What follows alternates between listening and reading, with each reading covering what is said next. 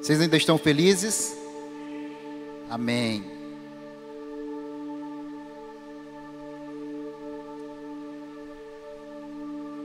Gênesis capítulo de número 2. Gênesis capítulo de número 2, verso 5 em diante. Aqueles que nos visitam hoje, sejam bem-vindos, sintam-se em casa. Você está na Poema Acre. Aqueles que já estão em casa, estão em casa. E os que nos assistem de casa, que Deus possa falar com vocês, que Deus possa tocar o coração de vocês, como Ele já tocou o nosso aqui, por meio do louvor, pela expressão da sua beleza, da sua grandeza, tão presente nesse lugar desde amanhã e agora não seria diferente no final do dia. Gênesis capítulo de número 2, nós vamos fazer uma leitura um pouco extensa, mas necessária para a nossa meditação dessa noite. A partir do verso 5, diz: ainda não tinha brotado nenhum arbusto no campo e nenhuma planta havia germinado, porque o Senhor Deus ainda não tinha feito chover sobre a terra e também não havia homem para cultivar o solo. Salta para o versículo 7. Então o Senhor Deus formou o homem do pó da terra e soprou em suas narinas o fôlego de vida, e o homem se tornou um ser vivente. Ora, o Senhor Deus tinha plantado um jardim no Éden, para os lados do leste, e ali colocou o homem que formara. O Senhor Deus fez nascer então do solo todo tipo de árvores agradáveis aos olhos e boas para o alimento. E no meio do jardim estavam a árvore da vida e a árvore do conhecimento do bem e do mal. Salta para o verso 15. O Senhor Deus colocou o homem no jardim do Éden para cuidar dele e cultivá-lo. E o Senhor Deus ordenou ao homem: coma livremente de qualquer árvore do jardim, mas não coma da árvore do conhecimento do bem e do mal, porque no dia em que dela comer, certamente você morrerá. Então o Senhor Deus declarou: não é bom que o homem esteja só. Farei para ele alguém que o auxilie e lhe corresponda. Depois que formou da terra todos os animais do campo e todas as aves do céu, o Senhor Deus trouxe-os ao homem para ver como ele os chamaria. E o nome que o homem desse a cada ser vivo, esse seria o seu nome.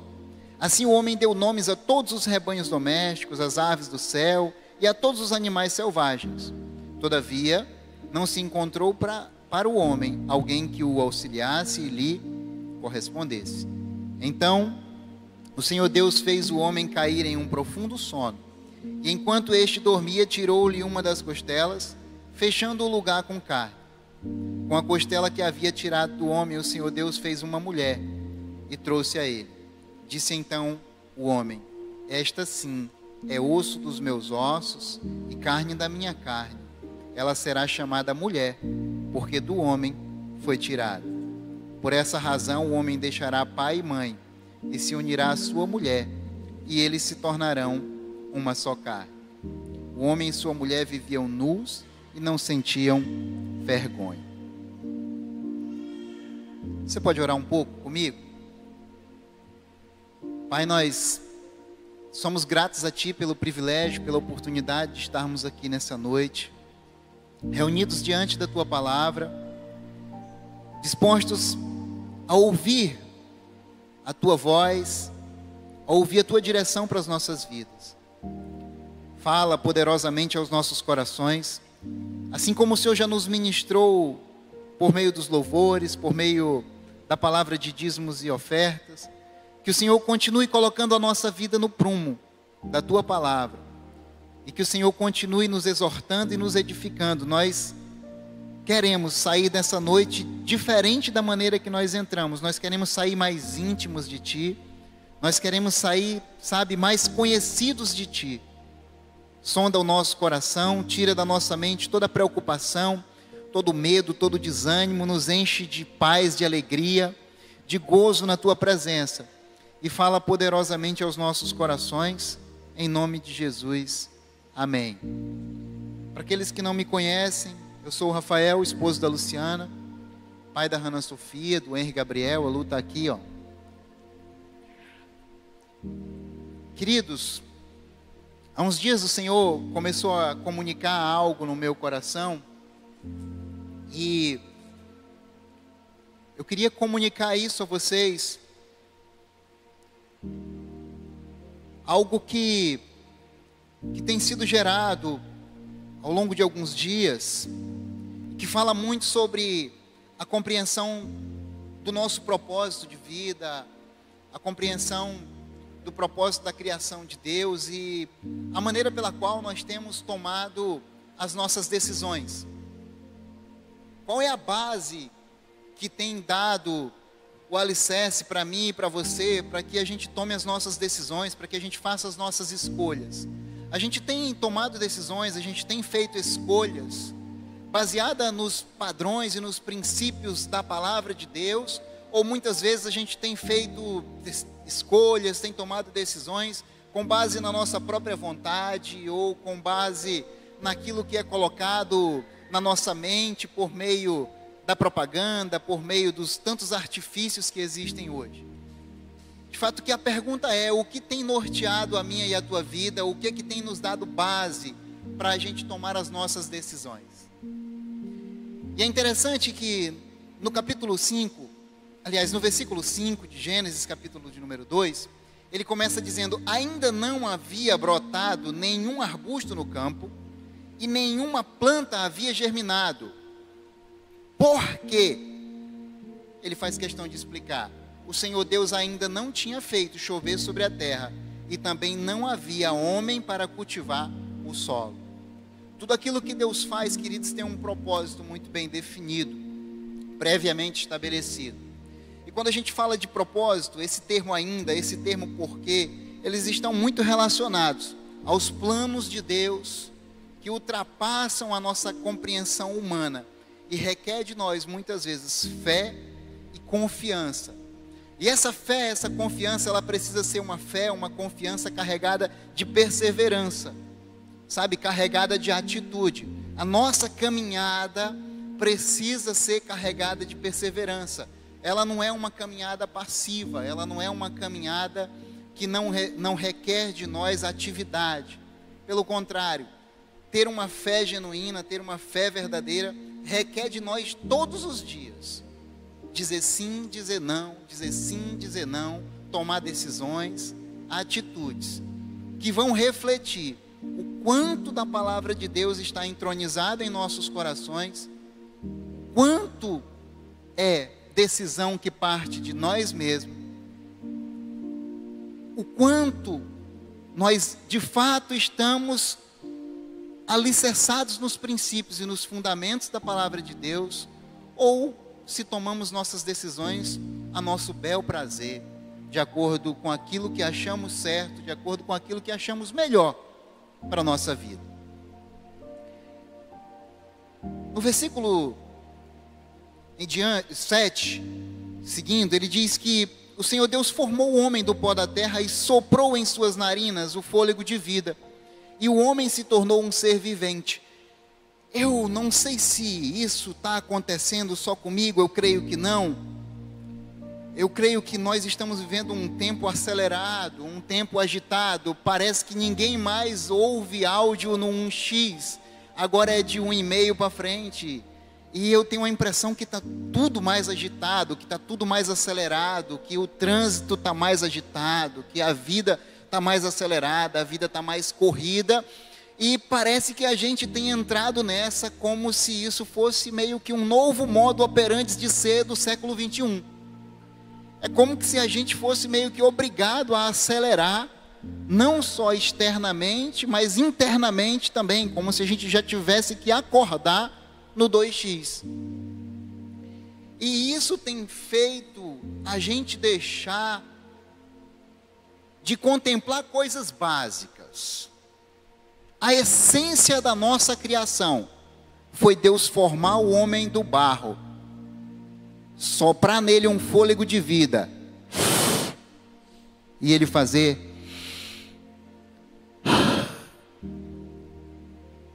e isso é a vida. Enquanto existe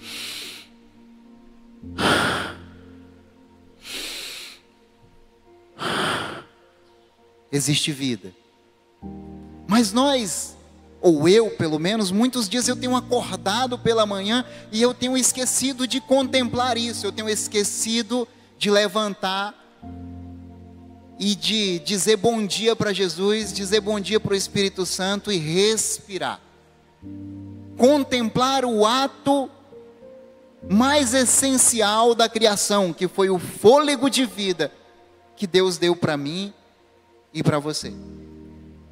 E eu falava sobre isso ontem com a minha esposa na mesa, e ela falava de algumas técnicas da psicologia, da respiração, e eu aí tenho uma grata satisfação de ter uma psicóloga em casa, André.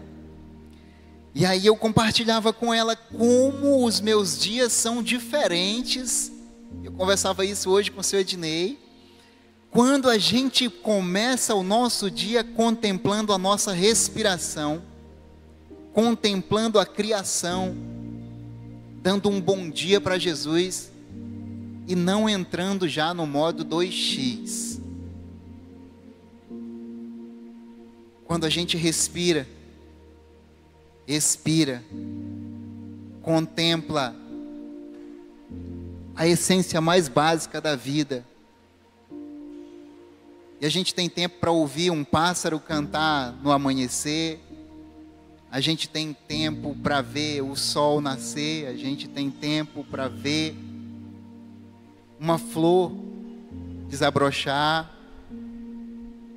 E a gente percebe como a gente precisa de pouco às vezes para ser feliz.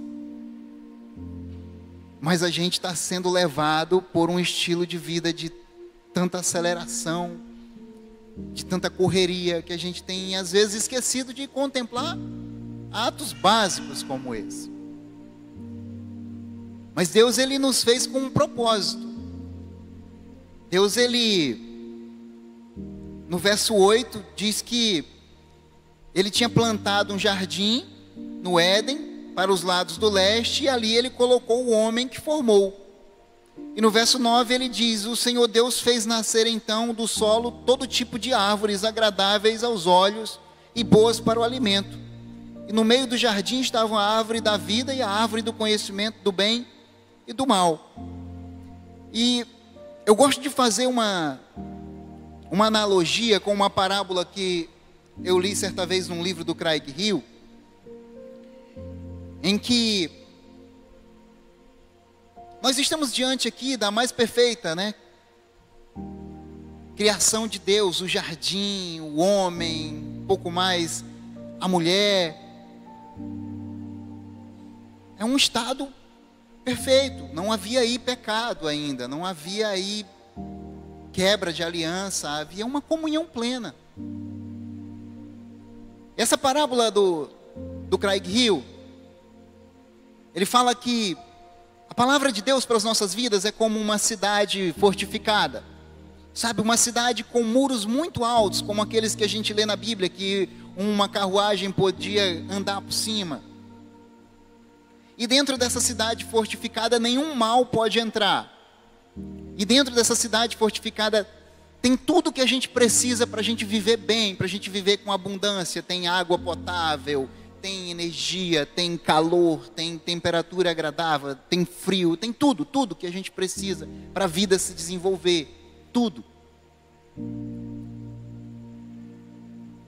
Mas aí um certo dia, alguém cansado de viver nessa bonança de dentro da cidade fortificada, ele resolve cavar um buraco no muro, perto da sua casa, e atravessa para o outro lado, e ele resolve pescar lá fora da cidade fortificada.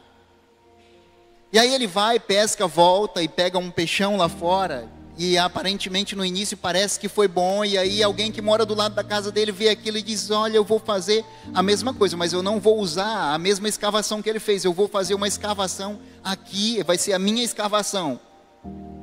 E aí subsequente o próximo vizinho, e de repente aquela cidade que era protegida, que era fortificada, para não entrar o mal lá de fora, ela está exposta. E isso acontece comigo e com você, com qualquer um de nós, quando nós abrimos mão de viver os princípios da proteção da palavra de Deus e queremos ir lá fora pescar, ir lá fora buscar alguma coisa que nós já temos muitas vezes dentro da cidade, que nós já temos muitas vezes provida pelo nosso Deus, mas nós às vezes queremos ir lá fora flertar com o mal, e isso coloca em risco não só a minha vida, mas isso coloca em risco a minha família, a família que está ao lado da minha casa, e daqui a pouco a cidade que era segura, que era protegida, está vulnerável. E isso é o que acontece quando a gente quebra o princípio da palavra, quando a gente deixa de obedecer os princípios da palavra e a gente quer viver fora dos princípios da palavra. Então aqui Deus ele estabelece já essa cidade de proteção, esse muro de proteção ao redor do homem. Ele diz: olha, você pode comer qualquer fruto no jardim, só não come o fruto da árvore do conhecimento do bem e do mal. Come qualquer fruto, mas não come o fruto da árvore do conhecimento do bem e do mal. E no verso 15, o Senhor Deus colocou o homem no jardim do Éden para cuidar dele e cultivá-lo. Eu me converti há 10 anos atrás, pelo testemunho de vida da minha esposa. A gente viveu tudo aquilo que vocês podem imaginar que se vive num casamento fora dos princípios de Deus. A gente veio de uma realidade de não convertidos, de famílias não convertidas, e a gente não entendia nada sobre valores, sobre princípios de casamento. E a minha esposa se converteu primeiro, e quando ela se converteu, eu comecei a ver uma mudança na vida dela que eu não acreditava como algo poderia acontecer daquela forma. No começo eu confesso para vocês que eu só tirei proveito, eu só achei legal, eu só gostei. Mas depois eu comecei a ser impactado pelo testemunho de vida dela, porque Jesus é irresistível. Quando ele entra na casa da gente por meio de alguém, ele começa a transformar a vida daquela pessoa de dentro para fora, e começa a transformar aquele ambiente, começa a mudar as circunstâncias, e a gente é atraído pelo bom perfume de Cristo. Amém? E eu de repente eu comecei a me apaixonar por Jesus também, e quando ela começou a me levar para a igreja, eu ia, e às vezes quando eu comecei a orar ali, eu dobrava o joelho, orava, e quando eu levantava eu fazia o sinal da cruz. Ela disse para mim: crente não faz o sinal da cruz. Eu falei: ai, não? Ela disse: não. Eu falei: tá bom então, vou aprendendo aqui devagarinho. E ela sempre colocava, eu sempre gostei de ler, mas eu não lia a Bíblia. E aí eu trabalhava perto de casa, e eu vinha almoçar em casa, e eu sempre deixava um livro do lado da cabeceira da cama para ficar lendo. E aí ela pegou a Bíblia e colocou em cima do livro. Então eu comecei a ler a Bíblia também, e comecei a aprender um pouquinho. E nessa minha vida de alguns anos de caminhada com Deus, eu procuro sempre que eu leio a Bíblia encontrar um princípio que possa nortear a minha vida, que possa nortear a minha casa, que possa nortear a minha família. Sempre que eu vou ler a Bíblia, eu procuro encontrar princípios que eu possa aplicar de forma prática na minha vivência. Alguns de vocês já me ouviram falar aqui sobre finanças, e eu sempre digo que eu já fiz bons cursos de finanças, eu já li bons livros de finanças, mas ninguém, nem nada me ensina mais sobre finanças do que a Bíblia. A Bíblia é esse livro perfeito, capaz de transformar a nossa vida em todas as dimensões, em todas as áreas, E quando eu me deparo com um versículo como esse, que diz que Deus colocou o homem no jardim do Éden para cuidar dele e para cultivá-lo, eu quero entender o que a palavra está dizendo aqui. Eu quero entender que princípio eu posso tirar daqui para aplicar na minha vida. E a primeira coisa que eu posso te dizer, queridos, é que eu e você, cada um de nós temos um jardim. Sabe, a sua casa é um jardim dado por Deus para você cultivar e proteger. A sua família é um jardim entregue por Deus para você cultivar e proteger. O seu trabalho é um jardim dado por Deus para você cultivar e proteger. Então, eu gosto de um conceito que foi desenvolvido a partir daquilo que Lutero, daquilo que Calvino ensinaram, que é o conceito de Deus nos assiste em todos os momentos. É daí que surge o relógio mais preciso do mundo, porque de tanto eles terem aquela convicção de que tudo que eles faziam, Deus os assistia, eles desenvolviam aquilo com tanta excelência, na certeza de que o trabalho era algo que glorificava a Deus. Aquilo que se faz, sabe, queridos, seja no interior de um lar, lavando a louça, fazendo alimento para os filhos, seja no interior de uma empresa, desenvolvendo um trabalho digno e honesto, louva e engrandece o nome de Deus. Isso é cultivar, isso é proteger o seu jardim. E ao homem no Éden, Deus deu essa incumbência. Olha, você vai cuidar, e cuidar, na etimologia da palavra, está relacionado a guardar, observar, prestar atenção, ter responsabilidade sobre, guardar, proteger, vigiar, salvar vidas, guardar dentro de limites. Lembra da cidade protegida da parábola? Restringir, observar, celebrar, guardar, cumprir votos, guardar, preservar, prestar atenção, ficar atento. Cultivar, trabalhar, servir por meio do trabalho. Nas Escrituras, o ato de servir constantemente está ligado à obediência, devoção e adoração a Deus. Portanto, o significado de trabalho transcende a ação física da ação e adentra o âmbito espiritual e relacional com Deus. Então, o nosso trabalho, quando feito para Deus, as nossas ações, quando feitas para Deus, na convicção de que Deus nos assiste, também é uma adoração a Deus. Também engrandece e louva o nome de Deus. E é para isso que Deus cria o homem e coloca ele naquele jardim. Ele tem um propósito muito bem definido. E tem uma palavra de segurança, de limite, de controle para a vida dele. Mas no verso 16, o Senhor Deus ordenou ao homem: coma livremente de qualquer árvore do jardim, mas não coma da árvore do conhecimento do bem e do mal, porque no dia em que dela comer, certamente você morrerá. Então o Senhor Deus declarou: não é bom que o homem esteja só, farei para ele alguém que o auxilie e lhe corresponda. Queridos, alguns Deus chamou para viver só. São poucos. Eu não sou um desses. Alguns Deus chamou para ser eunucos. A Bíblia fala sobre isso. Mas o propósito de Deus para o homem, para a mulher, é para a gente viver em família. Para a gente viver em família. Sabe, esse é o propósito. E isso é muito interessante, porque se você der a um homem, se você der a uma mulher,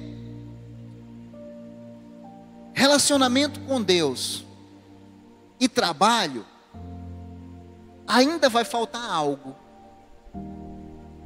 Ainda vai faltar algo. Ainda vai faltar a família. É interessante que Deus olha para Adão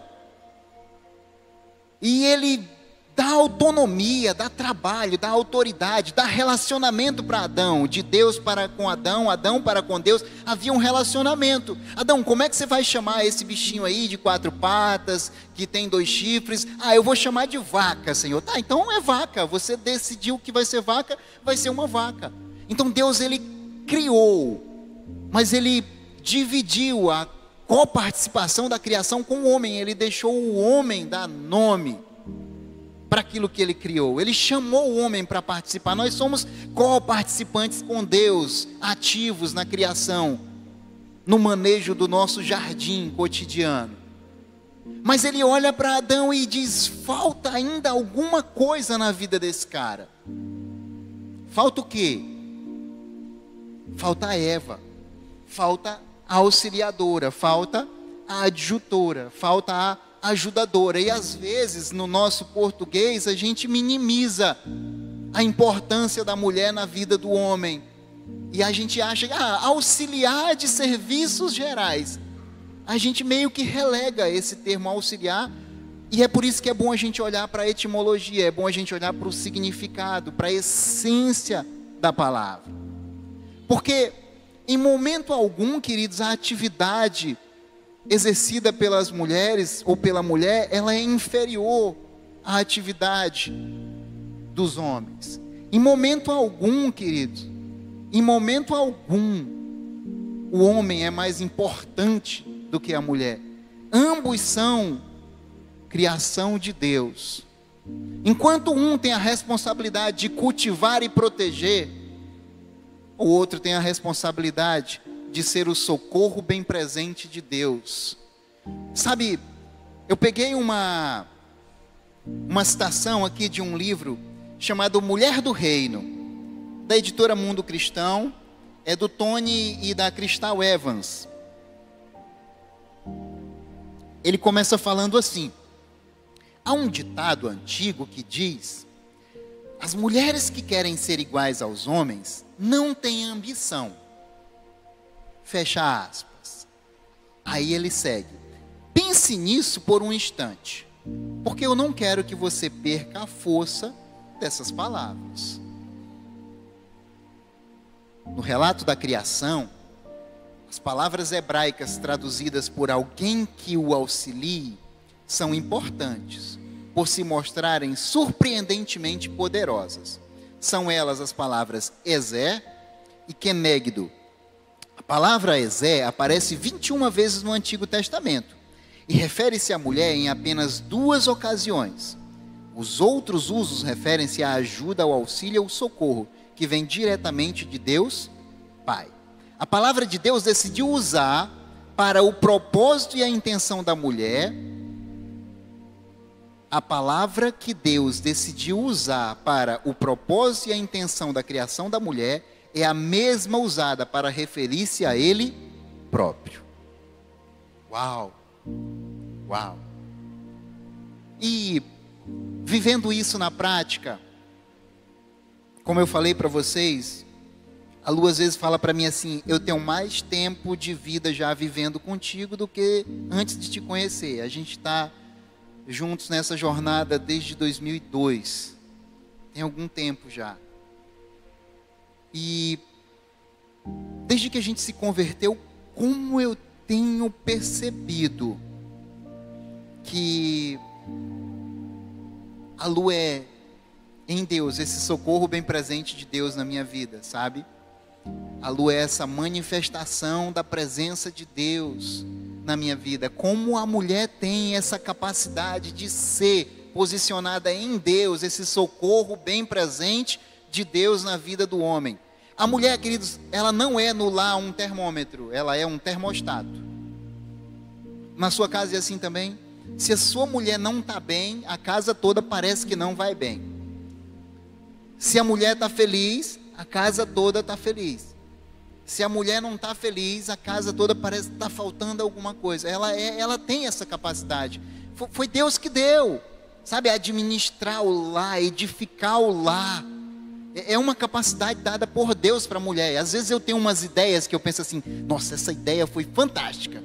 Aí eu falo para a Luciana: amor, sabe o que eu estava pensando? Olha, eu tive essa ideia assim. Aí ela falou: mas você já pensou nisso aqui? Desmonta tudo que eu tinha pensado, que eu achava assim uma ideia genial. Eu falei: cara, como que eu não vi isso?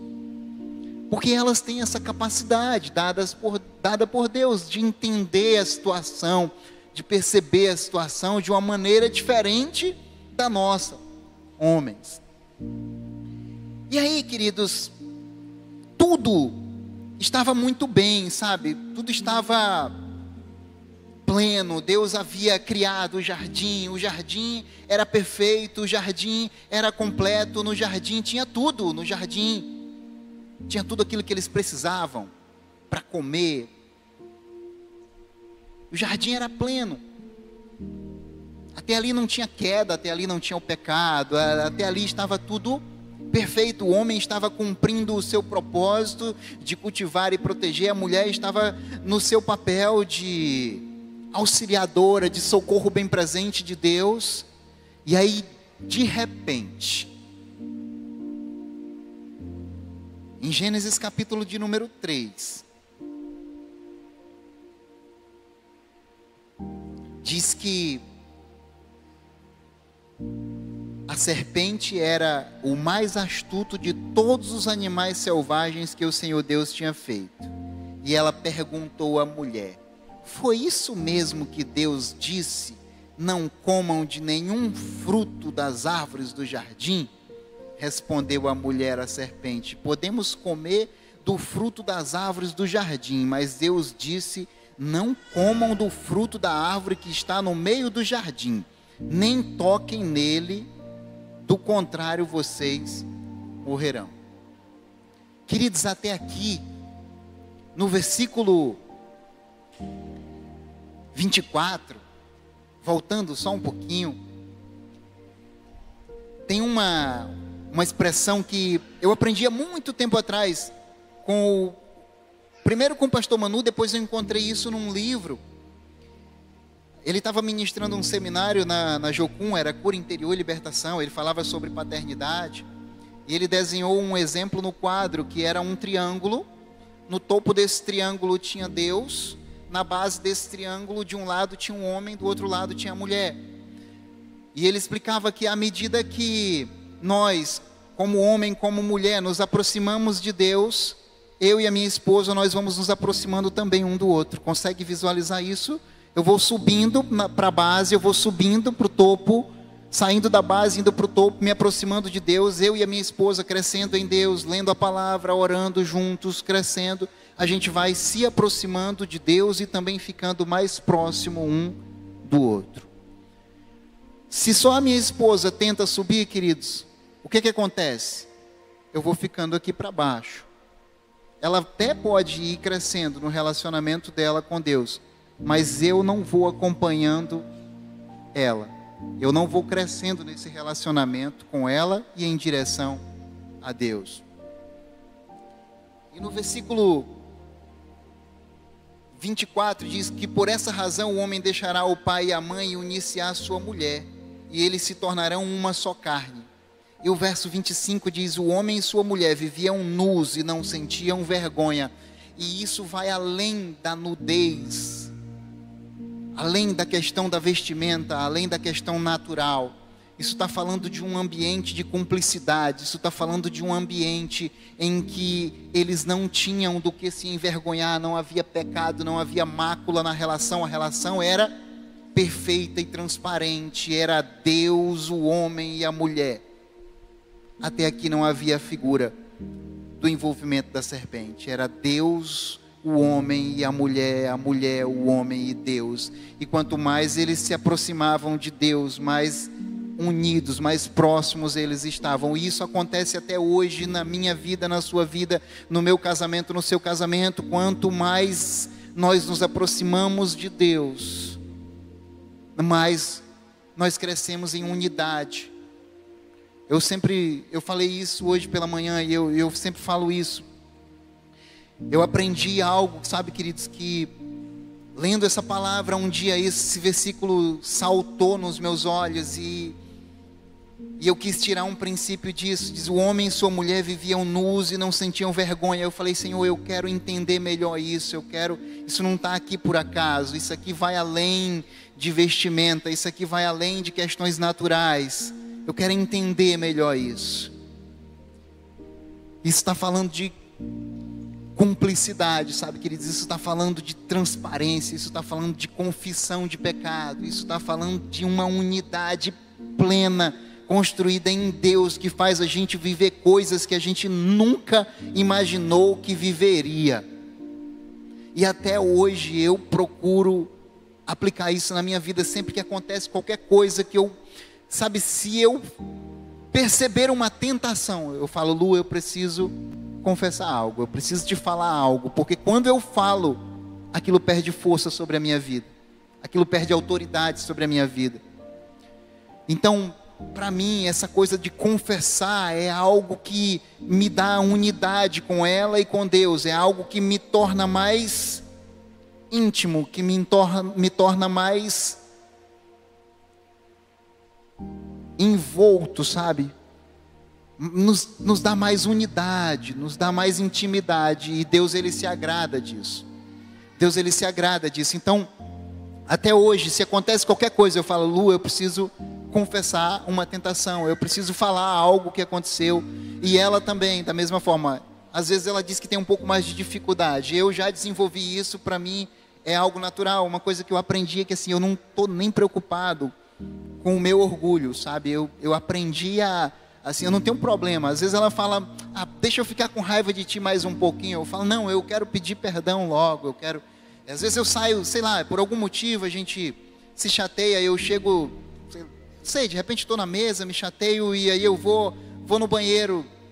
E aí quando eu olho para a escova de dente, eu vou colocar creme dental na minha escova de dente, aí eu pego a escova de dente dela, coloco o creme dental para passar a raiva, sabe? Para cuidar dela. É isso, é o meu papel. Deus disse que é meu papel cultivar e proteger o jardim. Então eu cuido, eu gosto de cuidar. Um dia desses eu olhei na câmera de tarde em casa e ela e a Hannah deveriam estar em casa.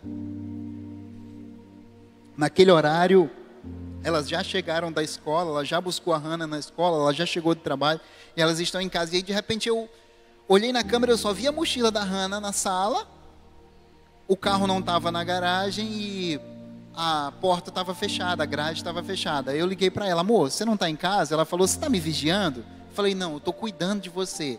Onde é que você está? Ela disse, não, eu estou na manicure, mas eu estou aqui pertinho de casa. Eu falei, tá, que eu vi só a mochila da Hannah em casa e eu fiquei preocupado. Então isso eu entendo que é cuidar, sabe? Isso é proteger, isso é a gente estar conectado com o propósito que Deus criou a gente para fazer. Eu amo encher o tanque do carro de gasolina e deixar cheio para quando a minha esposa pegar, porque ela pensa que carro só roda, que não precisa abastecer, mas eu gosto de abastecer o carro para ela. Ela acha que não precisa colocar água no radiador, que não precisa olhar nada, é só ligar e rodar, ligar e rodar, ligar e rodar. Mas eu gosto de cuidar disso, sabe? De deixar o carro abastecido no final da semana, para ela já começar a semana, olha, o carro está abastecido, né? Tá abastecido. É sozinho, ele abastece sozinho. Brincadeiras à parte, mas é legal isso, a gente cuidar. É o propósito de Deus. Só, queridos, que se a gente não tomar cuidado, a serpente continua sendo astuta do mesmo jeito que era. Já bypassando aqui, eu vou saltar lá para o versículo 6 de Gênesis 3, que diz assim, quando a mulher viu que a árvore parecia agradável ao paladar, era atraente aos olhos, e além disso, desejável para dela se obter discernimento, tomou do seu fruto, comeu e deu ao seu marido, que comeu também. Os olhos dos dois se abriram e perceberam que estavam nus, então juntaram folhas de figueira para cobrir-se. Eu converso muito isso com a Lu. Você já percebeu que tem conversas que a gente tem com algumas pessoas que parece com essa conversa que a serpente teve com a mulher? Que você percebe que a pessoa está te atraindo para uma cilada, ou tentando te atrair para uma cilada? Tem conversas que a gente percebe claramente que o inimigo está tentando nos seduzir.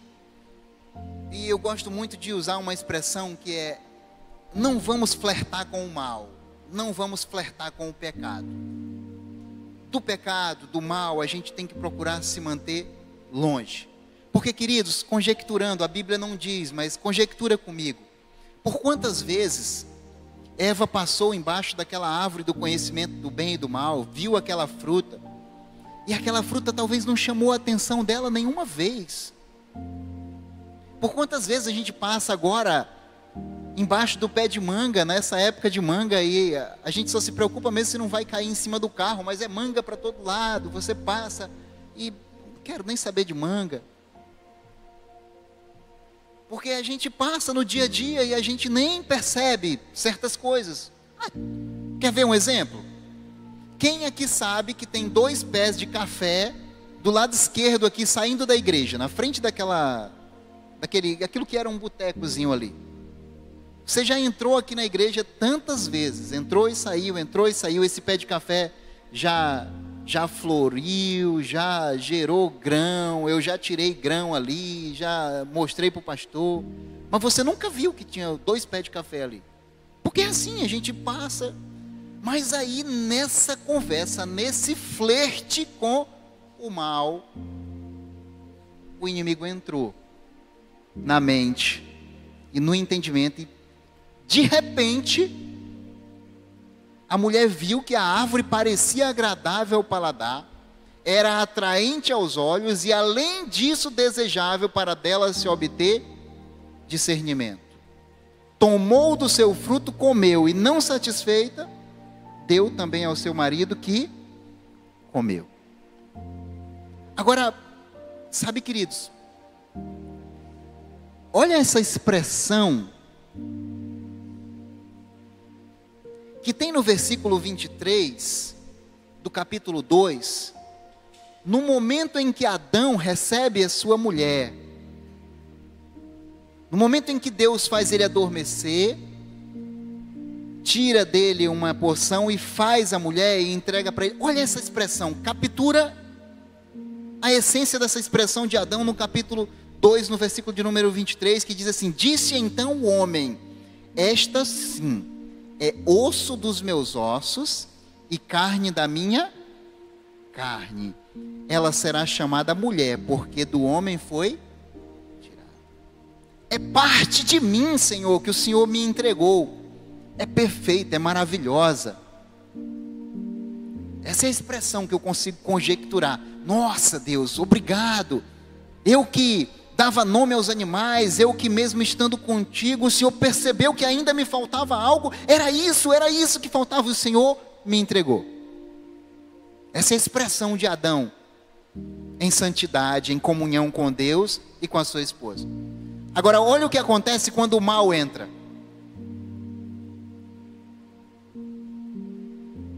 Os olhos dos dois se abriram, versículo 7 do capítulo 3, e perceberam que estavam nus. Então juntaram folhas de figueira para se cobrir.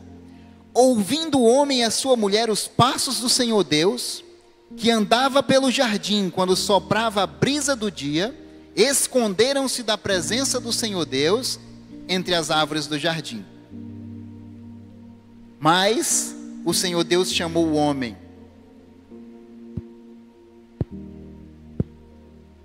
Sabe, os passos de Deus chegando no jardim, e o coração do Adão queimando, e o coração da Eva queimando, a presença se aproximando, e eles ardendo, queimando pela presença. De repente, aquilo que era algo inexplicável, que eu e você sabemos, quando Jesus chega no nosso secreto, quando Deus chega no nosso secreto, deixa de ter aquela expressão de comunhão, de intimidade, e se torna medo, a ponto de Adão se esconder. Sabe aquela brincadeira que a gente faz com os nossos filhos pequenininhos? Quando eles têm 2 aninhos, 3 aninhos, que eles se escondem de trás da cortina, Sara, e fica com os pés de fora, e é mais ou menos isso que está acontecendo, sabe? O Criador de todas as coisas se escondendo, aliás, procurando a criatura que ele tinha criado dentro do jardim que ele tinha plantado, onde ele conhecia tudo. Mas o mal, o pecado, a quebra de princípios, faz isso com a gente. Aquele nosso coração que ardia pela presença, pela unidade, pela intimidade, faz agora a gente ter medo da presença de Deus. E aí, olha a expressão de Adão agora. Mas o Senhor Deus chamou o homem e perguntou: onde está você? E ele respondeu: ouvi os teus passos no jardim, fiquei com medo, porque estava nu, por isso me escondi. E Deus perguntou: quem lhe disse que você estava nu? você comeu do fruto da árvore da qual lhe proibi de comer? Olha a diferença do verso 12, queridos, para o verso 23 do capítulo anterior. Sabe aquela que era osso dos meus ossos e carne da minha carne? Agora é simplesmente a mulher que tu me deu. A culpa foi da mulher que tu me deu. Olha só. Disse o homem: foi a mulher que me deste por companheira, que me deu do fruto da árvore e eu comi. Ele agora só bypassou a responsabilidade. Só transferiu a responsabilidade. A palavra foi dada para ele: não coma. Mas agora, isso acontece muito com a gente, queridos. Quando a gente está bem com Deus, bem com a nossa esposa, é tudo lindo, tudo maravilhoso. Quando a gente não está bem com Deus, aí a gente começa já a se perguntar: mas será que... Poxa, Deus, né? Era para ter casado com essa mulher mesmo? Tal. Mas lá no capítulo anterior era osso dos meus ossos, carne da minha carne. E aí a questão não é a mulher, a questão não é o homem, a questão não é quem.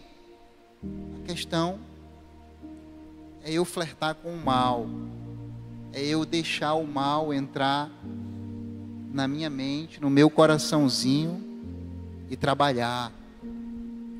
Como eu disse, aquele fruto estava sempre ali.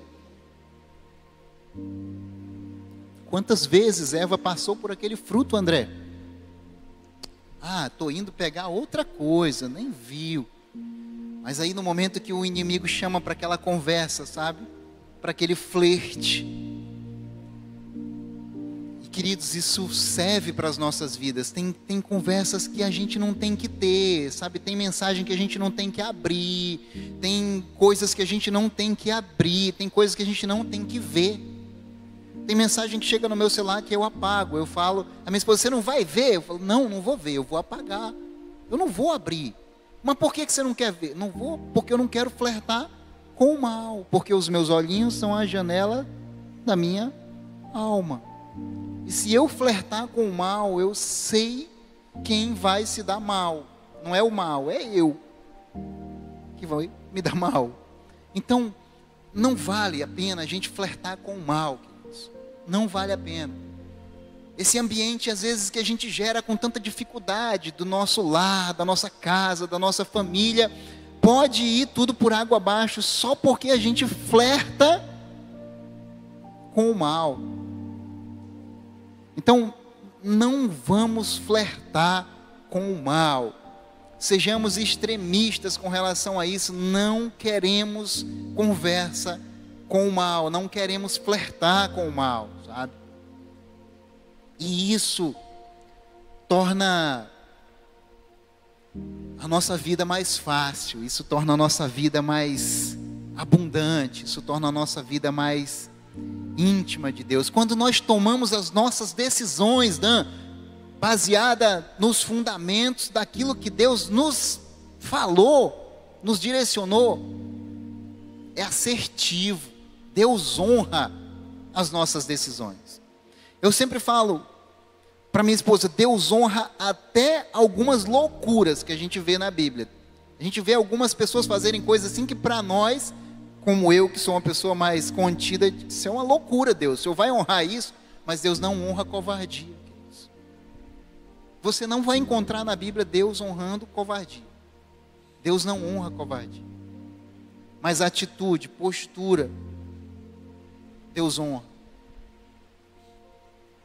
E diante disso, eu queria olhar para a vida de duas pessoas que andaram juntas,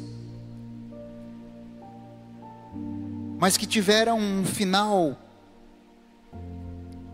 totalmente diferente, uma trajetória de vida e um final totalmente diferente. Abra sua Bíblia em Gênesis, ou abra o aplicativo. A minha esposa que me corrige: amor, não é para falar para abrir a Bíblia, nem todo mundo usa a Bíblia, né? Mas abra o seu aplicativo, como você preferir. Gênesis capítulo de número 12.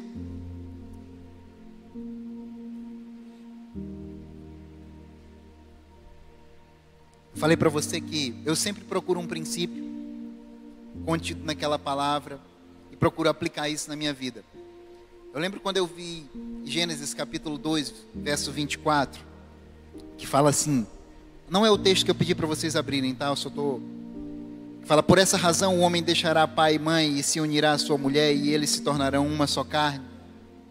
Eu fiquei também tentando entender em Deus, Senhor, o que esse texto quer dizer? O que o Senhor quer dizer para mim? E eu tiro daí 3 princípios, ou 3 distâncias que eu aplico na minha vida. Eu sempre falo com a minha esposa, eu falo muito sobre finanças e eu sempre digo que a gente nunca deve dizer para alguém, compre e venda, faça isso, faça aquilo, invista nisso ou naquilo. Você sempre tem que levar as pessoas a pensar e a partir da sua linha de pensamento, a partir do seu raciocínio, você decide e você outorga as suas decisões. Porque senão, acontece igualzinho aconteceu com Adão. Na hora da prestação de contas, Deus disse para ele, Adão, o que aconteceu? Ele disse, foi a... Se a gente diz para alguém, compra, vende, se ele faz algo errado, ele diz, foi você.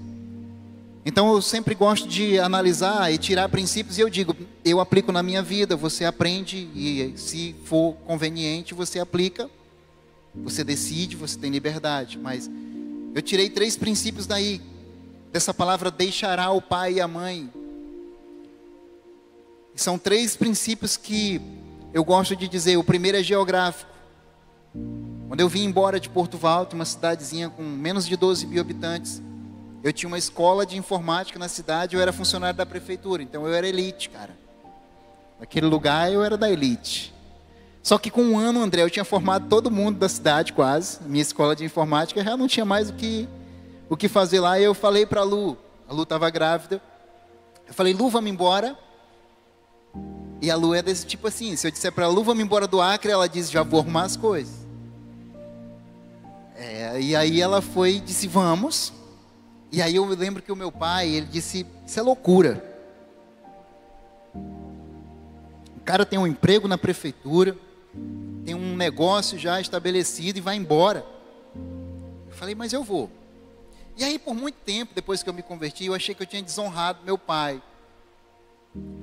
Mas aí depois, buscando, eu entendi. Se eu nunca tivesse deixado ou construído uma distância geográfica, eu acho que hoje eu não teria mais a minha família. Então é uma coisa que eu aprendo, sabe? A gente, para crescer em Deus, e a gente vai já falar sobre Abraão e a gente já vai concluir. Deus, ele chama Abraão e diz, olha, vai para uma terra que eu ainda te... mas deixa a tua... E como eu aprendi, sabe, mais a Lu, longe, com essas 3 distâncias, a primeira geográfica, a segunda financeira e a terceira emocional. Financeira porque eu entendo que a gente quando casa não tem mais que depender financeiramente dos nossos pais. E emocional porque eu entendo que a gente pode consultar o nosso pai e a nossa mãe para tomar uma decisão, mas a gente não pode ser dependente emocionalmente deles. Tudo que acontecer corre para a casa do papai, corre para a casa da mamãe. Isso faz a gente ser imaturo, isso não leva a gente a uma maturidade, a um crescimento.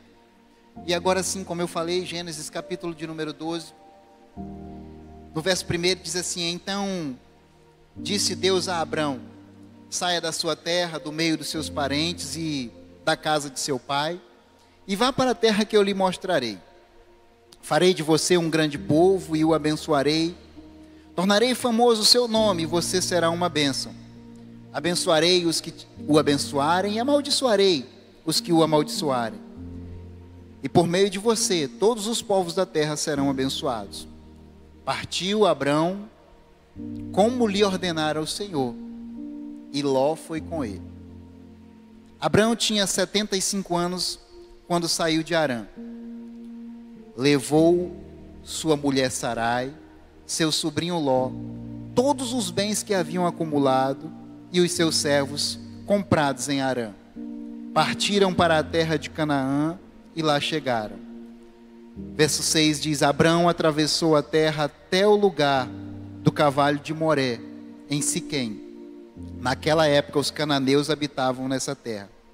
Verso 7 diz, o Senhor apareceu a Abrão e disse, à sua descendência darei essa terra. Abraão construiu ali um altar dedicado ao Senhor, que lhe havia aparecido. Verso 8: dali prosseguiu em direção às colinas a leste de Betel, onde armou o acampamento, tendo Betel a oeste e Ai a leste. Mais uma vez, construiu ali um altar dedicado ao Senhor e invocou o nome do Senhor. Isso é o que dá base para a gente tomar decisões para uma vida que louva e que engrandece o nome do Senhor. É a gente edificar altares aonde a gente chega, na nossa casa, nos nossos negócios, na nossa vida. Aonde Abraão chegava, queridos, ele edificava um altar e invocava o nome do Senhor. Agora, você pode ficar de pé? Eu fiz um pequeno paralelo entre a vida de Abraão e a vida de Ló.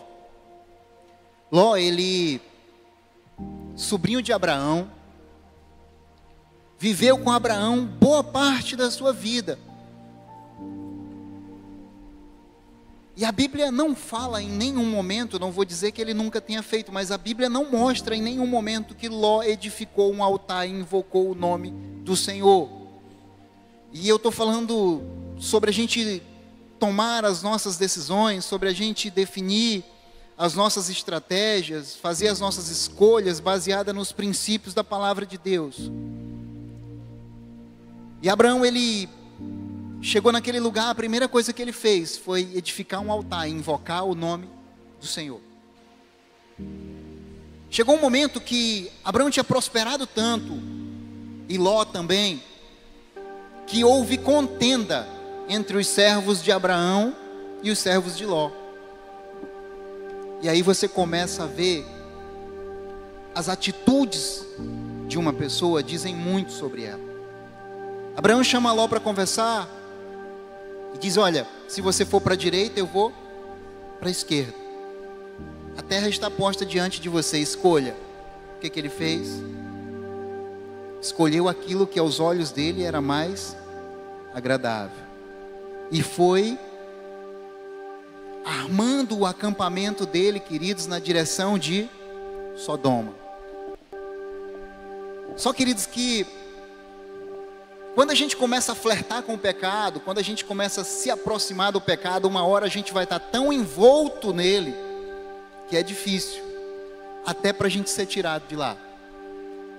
Porque houve uma guerra naquela região e Ló foi sequestrado junto com seus parentes e todos os seus bens. Abraão pegou os seus servos e foi lá e resgatou Ló. Quando ele trouxe Ló de volta, qual foi a primeira atitude de Ló? Voltar para dentro de Sodoma.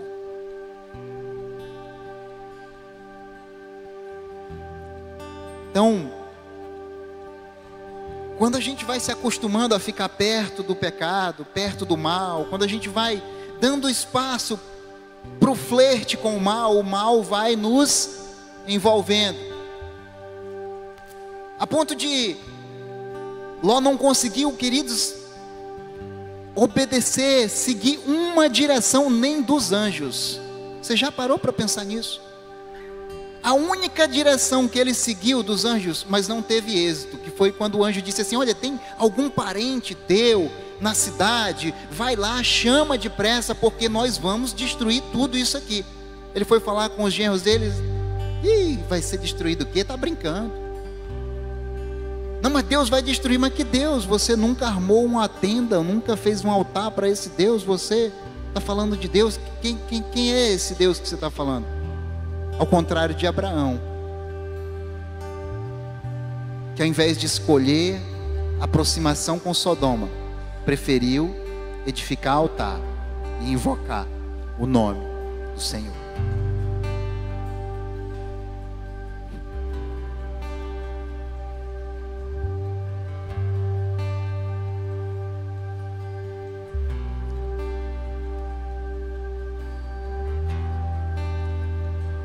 De manhã cedo os anjos acordaram Ló. Ei, acorda, acorda. Vai, pegou pela mão, puxou, levou, não, e ele relutando. Porque a gente começa a ficar envolvido, a gente começa a ficar relutante, sabe? E o anjo insistindo com ele, a Bíblia diz que eles insistiram com ele. Ele diz, não, vai para a montanha. Ele, não, eu vou para a cidade. Tá, então vai para a cidade. Ele, não, vou me esconder numa caverna. E aí o final eu nem preciso te falar. Agora olha a diferença, para a gente finalizar. Abraão obedeceu a Deus, estabeleceu altares, invocou o nome do Senhor, faz parte da linha messiânica, e terminou, a Bíblia diz que ele era muito velho, e Deus em tudo o havia abençoado. Querido, você sabe o que é você olhar para o lado, lá no final da minha e da tua jornada, e a gente vê assim, Deus me abençoou em tudo. É disso que a gente está falando. É disso, sabe? É isso, a gente se abraçar, se agarrar a esses princípios, a esses fundamentos de Deus. E aí Ló terminou sem família, sem cidade, sem rebanhos, sem posteridade, porque o povo que descendeu dali, complicado. Senhor, obrigado pela tua exortação, obrigado pela tua palavra, obrigado pela tua direção. Sabe que no decorrer dessa semana, se porventura o mal tentar nos envolver em algum flerte, se porventura o mal tentar entrar nas nossas vidas, na nossa casa, na nossa família, nos nossos negócios, que nós possamos ter a postura de quem edifica altares e invoca o nome do Senhor, que é Deus, sobre nossas vidas, sobre nossas casas, sobre nossas famílias. Que o Senhor nos dê discernimento, como a oração que o teu Filho nos ensinou. Livra-nos do mal, ensina-nos, Senhor, o bom caminho de edificar um altar onde nós estivermos e invocarmos o nome do Senhor, para que nós e a nossa casa sejamos dignos de serem encontrados no livro da vida,